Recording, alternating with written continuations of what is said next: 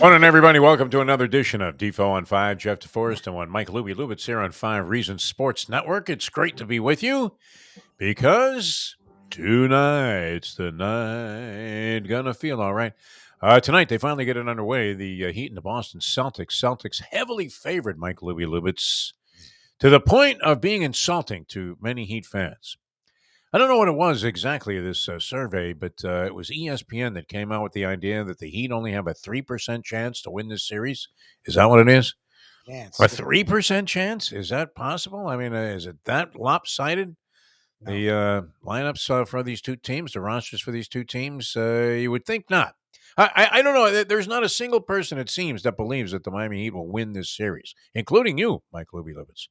Including you. And I would have to say I'm on board with that also, that somehow I see the Celtics winning the series. And this was after these two teams went toe-to-toe last year to a Game 7 that was decided in the final moments and have met 3 out of the last 4 years in the Eastern Conference Finals. So certainly familiarity. If it breeds contempt, there's a lot of animosity between these two teams at this point.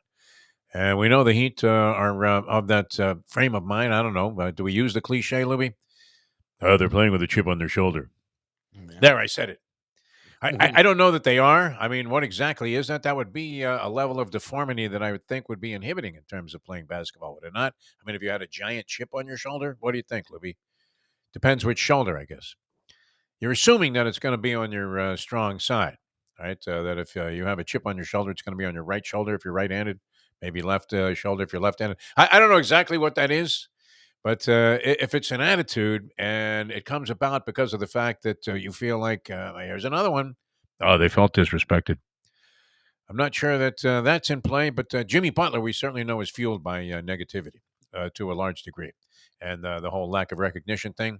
So we'll see what happens. It does seem like, and we had Dave Hyatt on our regular show, the Defo show yesterday, and he was saying, and it appears to him, and maybe many others, that the injuries to Jimmy Butler go beyond just the ankle that we know of, that there may be some, as they say in hockey, upper body injury that's also impeding him.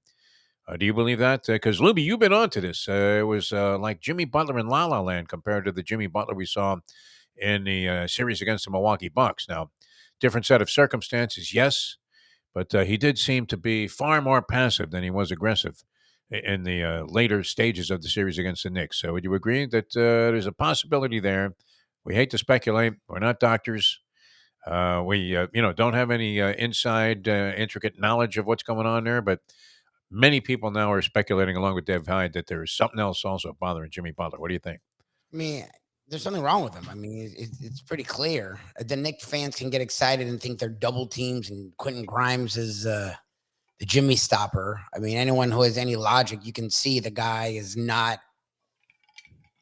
He's not asserting himself like he was. Asserting, that's word. Because I was going to say engaged. In Game 6, it felt like, in Game 5, felt like he wasn't as engaged. Game 6, he was engaged. He was involved in Game 6, but his jumper was short, and he usually makes that jumper. When he was getting to the basket, he was a little short. When he was getting to the basket, he wasn't taking the contact he normally takes. He wasn't getting to the line anymore near as much, and he wasn't running the offense. He was giving up the ball very early in the possession, which is not what he did at all in the Bucks series. Now, look, he may have been comfortable against the Knicks in a way he wasn't against the Bucks with his team.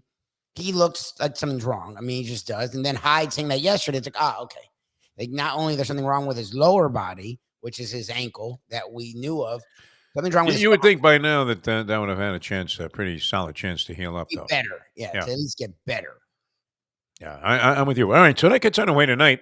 Are you going to? You're saying what? Celtics in 7? Is that your final saying before the series? All this Celtic stuff is making me push toward the Heat because this is exactly what I wanted, and I didn't realize the fan/media would be this much like the Celtics. Unanimous Celtics favorite. Yeah, they're not great. Like, this isn't the Warriors. This isn't the Heat. This isn't even that Spurs team that annihilated the Heat. Like, they're a good team that has great tendencies at time. They also give away games. And their bench isn't this like, their role players are average. Like, Robert Williams is okay. Like, they make Robert Williams better than he is. And Malcolm Brogdon. You would think he was the second coming of Bill Russell, the way they make him out. Malcolm Brogdon isn't a borderline all-star anymore. Like, it's not the team that they think it is. And Jason Tatum, as much as great as he has been the last 5 or 4.5 quarters, he was abysmal before that for 6 quarters. So like he does that. So Yeah, he floats in and out, no doubt. so they're confusing me. It's like you're doing the exact thing that makes this Heat team win. So it's like, am I going to be one of them? Like it's making me think. Look, and it's the thing you always say. Like if I could book the media's action, the fact that they're not only saying, yeah, the Celtics could win, like they're going, yeah, they're going to win in 5. It's like, okay. Not sure, Well, we always say this. I mean, and it is true to an extent. You need to see one before you can really make any kind of definitive conclusion as to what you think might happen in the series. But we don't have that luxury if we're going to be in a prediction game. So Yeah. I'm going to say I wanted to say Celtics in 6, but that has them winning on the Heat's home wood to close out the series. I'm not sure that that's going to happen. So I'll take the safe bet out and go Celtics in 7. And I think that's where you're at also, Mike Louie Yep. Lubitz. But it may not get that far. We'll see. And maybe the Heat can pull it off. There appears to be, very little belief in that second notion that the Miami Heat are going to prevail in this series. They will end up, whoever emerges, faces the winner of the West. And we did see the beginning of that series last night. Yes. The Lakers were down. I mean, just absolutely hit with a haymaker at the start of this ball game last night. They were down 18 at halftime. It got as fat as 21, the lead for the Denver Nuggets, and it looked like the Lakers were being completely outclassed in this game. And you thought, wow, this is going to be a short series, a 5-game series. But the Lakers did close, got within 3, had LeBron James with the ball, top of the key, about a minute and a half, maybe a minute 40 to go, somewhere in there in the ball game, trailing by only 3 points after being down 21 and looking hopelessly out of it. And LeBron missed a 3-point attempt fairly wide open. As they say, well, he had a real good look at that one. Now, he had a phenomenal game, as did Anthony Davis, eclipsed only by Nikola Jokic, who made you think that maybe they did give it to the wrong guy when they gave the MVP to Joel Embiid. This guy was sensational. We just don't see enough of him to appreciate what the hell this man is doing out there. 34, 21 rebounds, 14 assists. And he made it look easy. It didn't even look like he was, laboring in this game to get to that point. Just up and down the court. Seems like he's playing in slow motion. Makes all the right moves, slick passes. Great. Early on in the ball game, I mean, he was grabbing every rebound.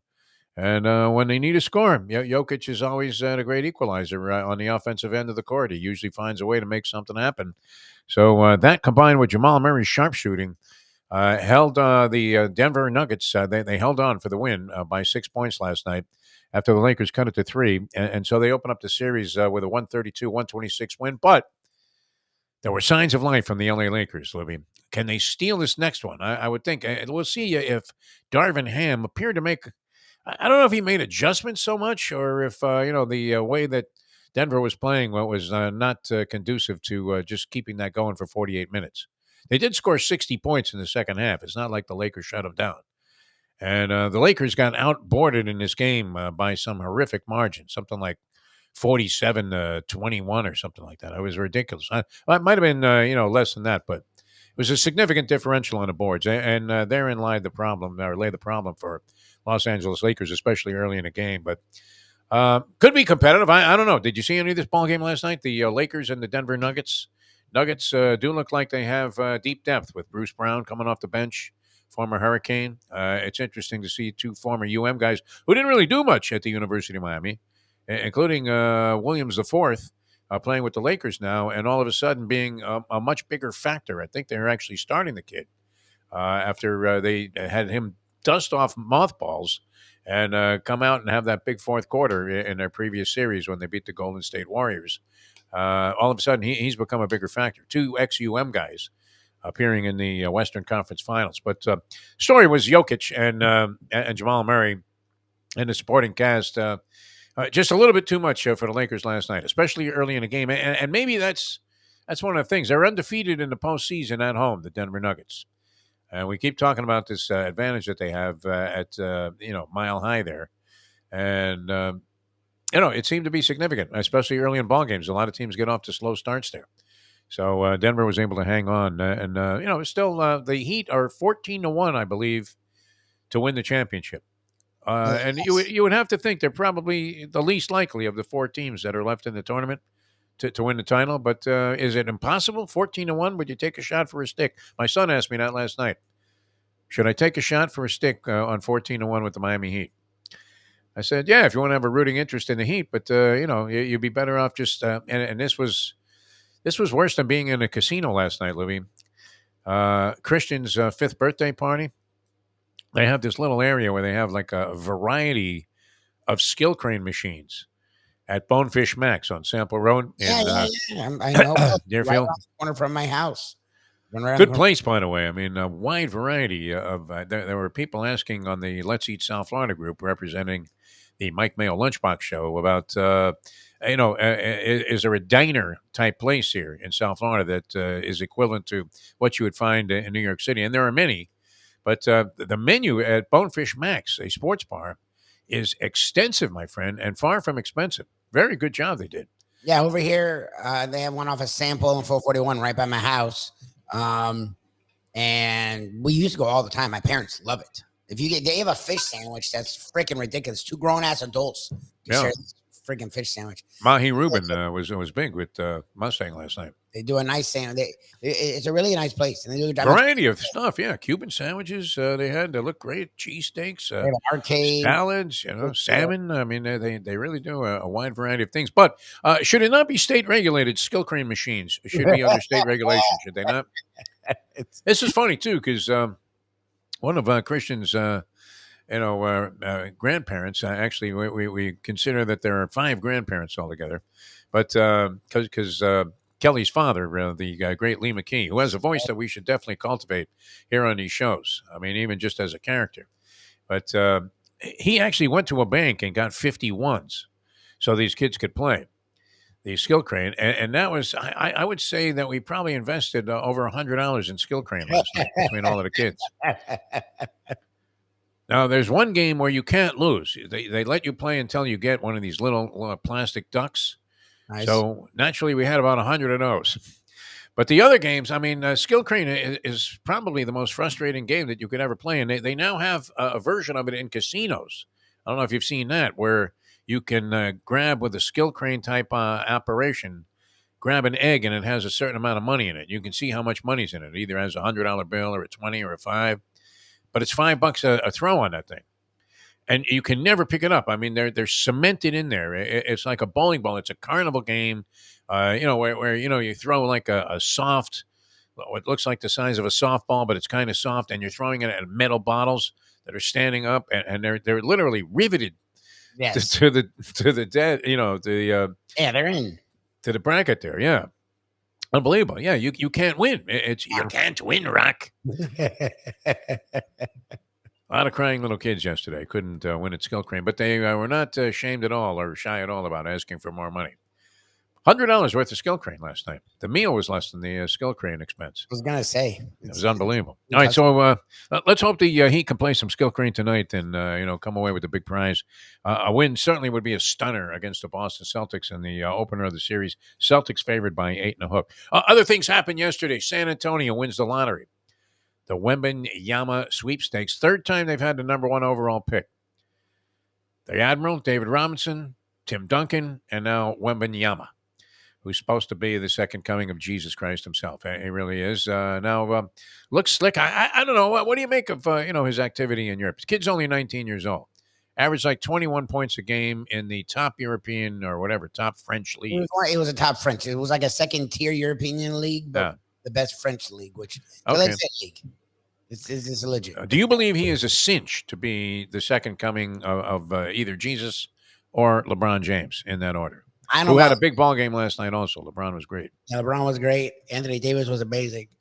Davis 40 and 10. LeBron 26, 12, and 9. And that wasn't enough. That's unreal. Well, I mean, Jokic until like the late fourth got a lot of help, and he was great until like the late fourth when he literally did nothing for the last 6 minutes, which I don't know what the fuck happened there. Yeah, I mean, I'm trying to remember what the hell you were talking about, to be brutally honest. I totally blacked out on what you were talking about. Now you got me lost. Yeah, I don't know what you were talking about, to be really honest. Wanyama is he I a cinch think to be great? he's legit. I don't know. That's what you threw me off. You talked about LeBron, and I'm like, I Yeah. don't know if he's LeBron. I don't know if he's Well, LeBron. everybody, has been comparing this to like 20 years ago when LeBron was a He clear cut number he one. he is the biggest, not recruit. He's the biggest prospect since LeBron, and he is insane because he's a big, like he's tall as hell. He blocks shots. He plays the interior defensively, but he is athletic as hell. Yeah. He's not only 7'5", but his wingspan's like 8. It's like a crazy wingspan on top of being that tall. And he's athletic. Like, so he can play the perimeter as well. His handle's like a point guard. He shoots like Kevin Durant or Steph. Like his shot is like if he was like a shooter, like a three. Like he is like the perfect. And on top of that, he's not Chet Holmgren, where Chet Holmgren is like this slight dude. Yes. He's thin, but he looks a lot like when Giannis was young. Like people forget Giannis was slight. Like Even Jokic was kind of slender compared to what he looks like today. he was just different. Yeah. But Wembanyama has if you look at his shoulder, he has the cut like as though he can get bigger if he needs to. Right. He may not be some skinny waif-like type his entire career. Look, This is a minute bowl. exactly. Yeah. Sean Bradley. Like the thing is, guys of that size do get hurt early and often. They do. So I don't know how the hell they keep him healthy, but if they can somehow keep him healthy, the guy's insane. It's freaking. And on top of that, supposedly he's like a leader. Like the teammates loved him. No, he seems like a really well-grounded guy from the brief time Crazy. I've seen him interviewed. No, he seems to have his head on straight. San Antonio gets that. I was happy it wasn't Houston because of our despising Tillman Fertitta, the owner of the Houston Rockets. I feel bad for the Pistons though. Like how do the Pistons get hosed? They drop down to 5. So you do have Brandon Miller possibly going to Carolina, and he would be the number 2 pick in all likelihood. So that's not bad. I mean Charlotte for the Charlotte Hornets. The Hornets, yeah. For Charlotte, and that would team him with LaMelo Ball and maybe a couple of other decent guys. The poor get richer. I still don't like the whole idea of rewarding futility.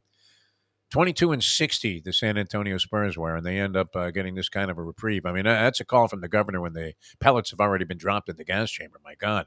And you would imagine Popovich sticks around at least for another year now. That, you were wondering how much more of this torture could he take? I mean, after having the great career that he had, his Hall of Fame status was coming into question with these lousy teams that he was fielding the last few years. And he seemed to be getting more and more bitter and morphing into Donald Sutherland with each passing day. An aging Donald Sutherland, the actor.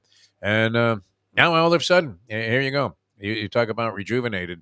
The whole franchise gets a jolt of optimism as they get Wembanyama and rights to draft him in the draft. Doc Rivers fired yesterday. Yep. So that's 3 guys that were prominent. Budenholzer, Monty Williams, and Doc Rivers all canned after going into the postseason. Budenholzer, you saw that coming. Monty Williams, I don't know that you did for sure, but there seemed to be a little bit of a divide there, and he has to get it together. It's always interesting too because I don't know if Monty Williams was responsible. I'm sure he's happy to have Kevin Durant or was on his roster, but he didn't orchestrate that trade in the middle of the season, and have to make these adjustments and then run into a Denver Nuggets team that's very good. I mean, did the guy deserve to lose his job? I don't know. But it does seem like you're better off flying under the radar as a coach than actually making it to the postseason. Doc Rivers, 3 straight seasons, made it to the second round of the playoffs, and still not good enough to satisfy people. I did flip over briefly, before I got into the Lakers game, to watch the Marlins in walk-off fashion, dramatic walk-off fashion, Your guy win a game last night. There were about 8 people still in the stands there, and half of them were asleep.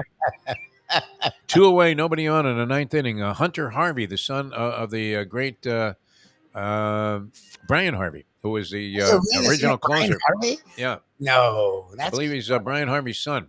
Oh my God, that's great.